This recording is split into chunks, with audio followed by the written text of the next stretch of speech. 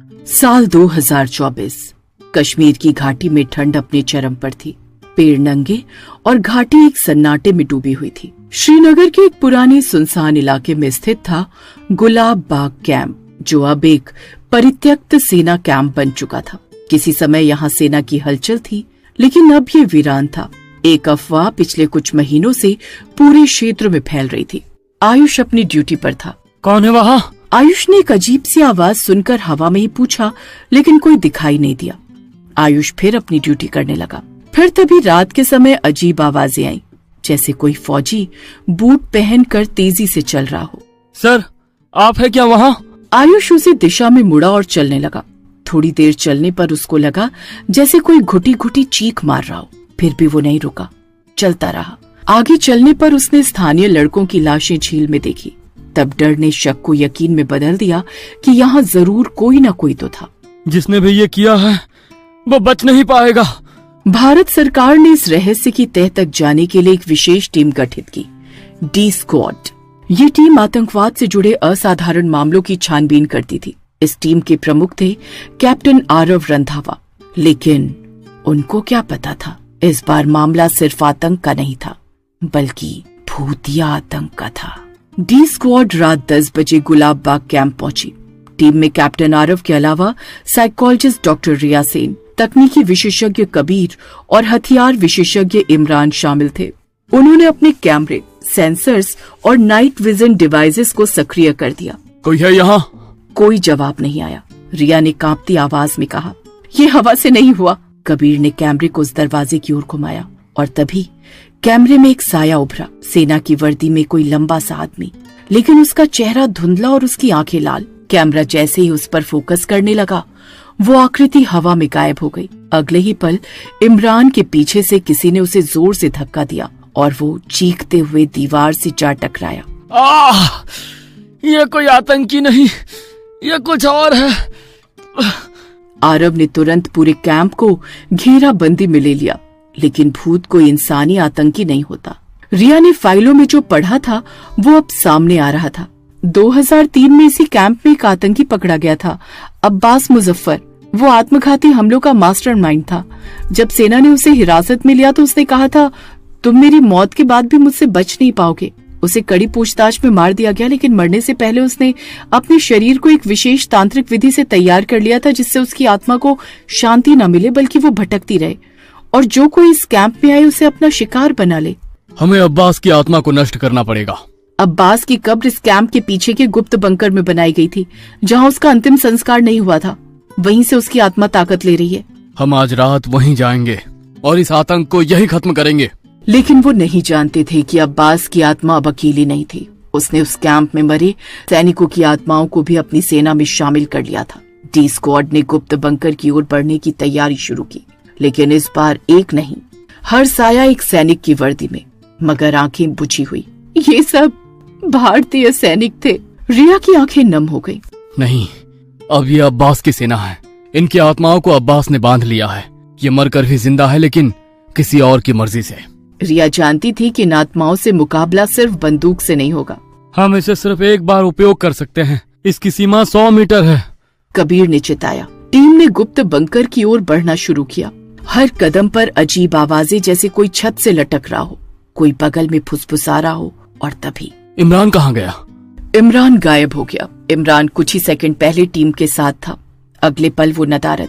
कैमरों को रिवाइंड किया गया और उसमें जो देखा गया वो खौफनाक था। इमरान के पीछे एक काला धुआं धीरे धीरे लहराते हुए आया और उसे लपेटकर दीवार में समा गया। रिया रो पड़ी। हम उसे नहीं बचा सके। हमें हर कीमत पर अब्बास को खत्म करना ही होगा। बंकर एक लोहे के भारी दरवाजे के पीछे था, जो सेना द्वारा वेल्डिंग से बंद किया गया था। कबीर ने उपकरण लगाकर दरवाजा खोला। दरवाजे के खुलते ही तेज हवा का झोंका उनके मुंह पर पड़ा। तभी अचानक बंकर की छत से एक साया उतरा। मुझे नहीं मार सकते, मैं बदला हूँ। अब्बास की आत्मा गूंजते स्वर में बोली। आरव ने पवित्र रुद्राक्ष से युक्त बुलेट फायर की, एक विशेष गोली जिसे तांत्रिक साधु ने दिया था। ये सब करके तुम्हें कुछ नहीं मिलेगा। तुम लोगों के पास बहुत कम समय है। अब्बास ने हंसते हुए कहा। घड़ी चल चुकी है, 29 मिनट। जैसे जैसे समय घटता गया, अब्बास आत्माओं के माध्यम से टीम के दिमाग पर हमला करने लगा। कबीर को अपनी माँ की आवाज सुनाई दी जो वर्षों पहले मर चुकी थी। रिया को अपने पिता का चेहरा दिखा जो जलते हुए कह रहे थे, तू मुझे नहीं बचा सकी। आरव ने दोनों को एक जोरदार झटका दिया। ये असली नहीं है, ये उसकी चाल है। डॉक्टर रिया ने तंत्र मंत्र की पुरानी किताब से अग्निकुंड बनाने की विधि निकाली।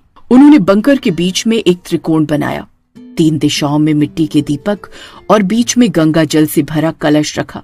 अब्बास की आत्मा इस घेरे में फंस गई।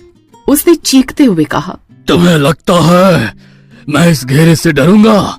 नहीं, हम तुझसे नहीं, तेरे अतीत से लड़ रहे हैं।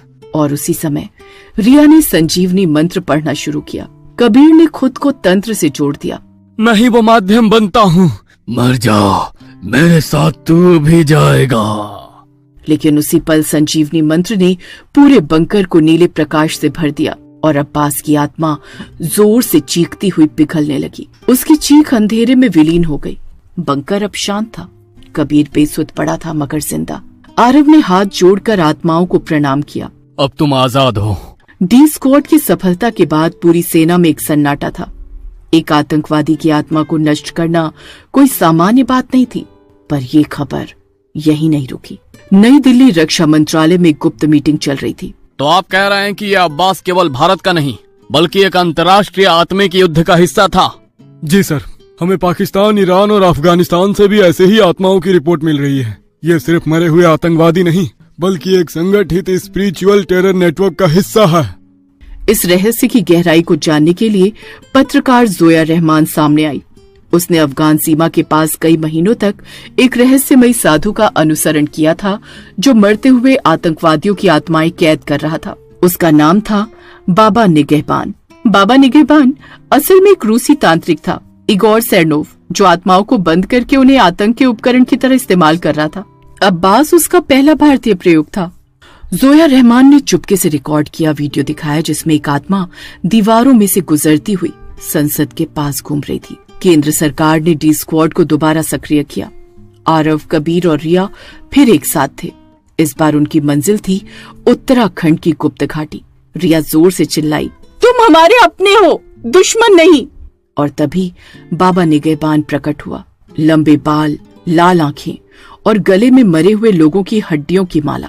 तुम शरीर के योद्धा हो और मैं आत्माओं का स्वामी। रिया ने एक साहसिक प्रयोग किया। उसने अपनी बंदूक निकालकर बाबा के सामने रखी। बाबा हंसा। तू अकेली क्या कर लेगी? बाबा ने रिया को मार दिया। रिया की आत्मा से एक उज्जवल प्रकाश निकला और उसने आसपास की आत्माओं को छूते ही उन्हें शांत कर दिया। बाबा चीखा, यह सब कैसे हो रहा है? ये तो मेरी आत्माएं थी। तुमने मुझे मारकर गलती कर दी। फिर रिया और बाकी आत्माओं ने मिलकर बाबा को मार दिया। अब सब शांत हो गया। बस रिया को सबने खो दिया, लेकिन वो खुश थी।